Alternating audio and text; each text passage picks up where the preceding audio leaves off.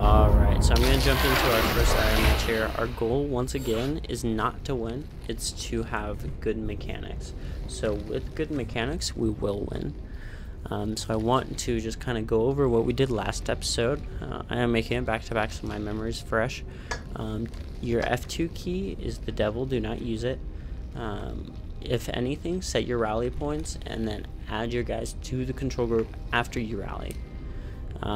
Make sure you hotkey all your units, make sure your flying units are on separate hotkeys, and make sure you macro right. So now I'm going to kind of go over build orders.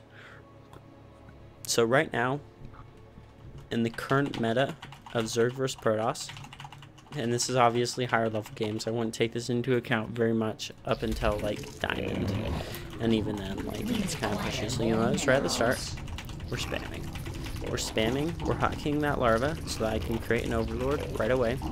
Get that overlord done, get him started, set his rally points, right? You guys see that? Then you go back to droning, and then you set that rally point, and then you drone scout, right? And then you're still spamming. So let's see.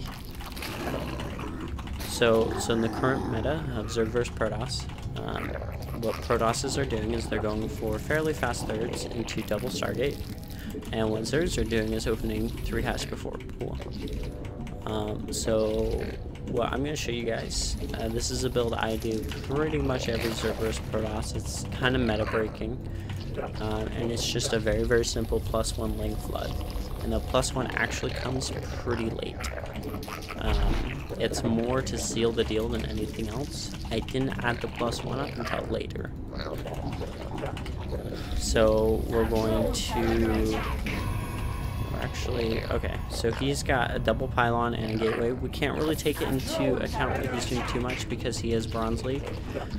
But we drone up to 20, and then we take this third base.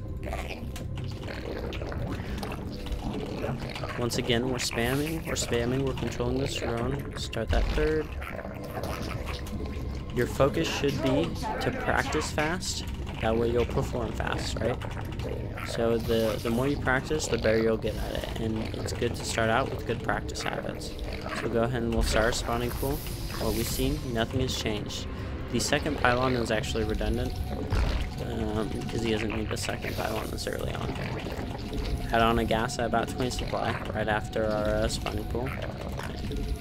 And this is where the spamming kind of takes in, like it becomes useful. We're able to do all these different movements, right? So that actually finishes. I'm about to lose this drone. Yeah, see, I took too long there and I didn't set up a big enough rally, but that's fine. So all our hatches are finishing up. They'll finish up about the same time as our pool does. You'll notice this overlord. So we didn't see a cybernetic score, so we're actually fine just sending this overlord across. This isn't a full wall either. Look at that. This guy fucked up. I'm adding on 2 lings, and then we'll add on our queens. And it's actually okay to be a little bit supply blocked here. That's fine, because we're going to have that third hatch finish here in a minute. And that's done. And then, so these lings are actually not going to be aggressive at all. They're purely defensive lings. We don't need a scout. We're going to start speed up and send this drone down here. And then we'll build an evolution chamber at 42 supply.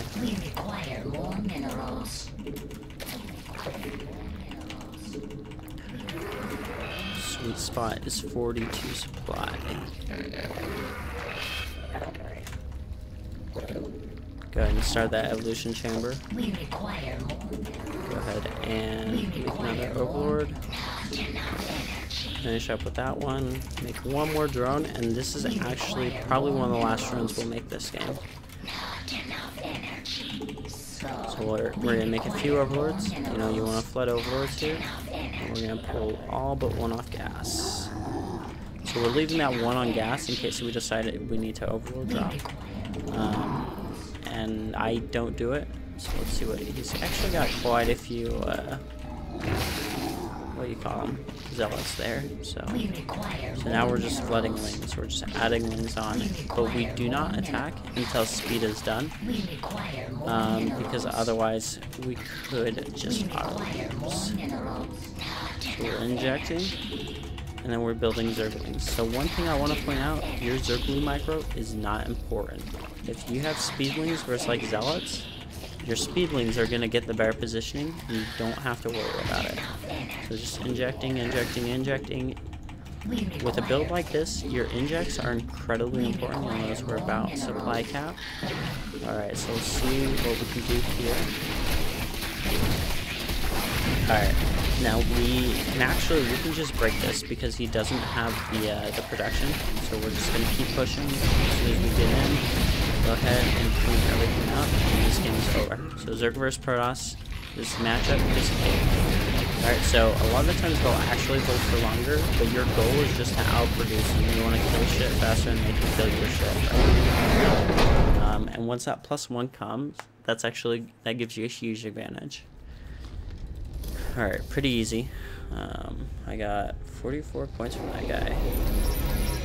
Winner is coming. I don't know what that achievement is. It's probably like win a game. Let's see what league this guy is. So this guy is Bronze League. But he used to be gold. There we go, 25 and 9. 22 points, that's a lot. I must be like bottom of the barrel.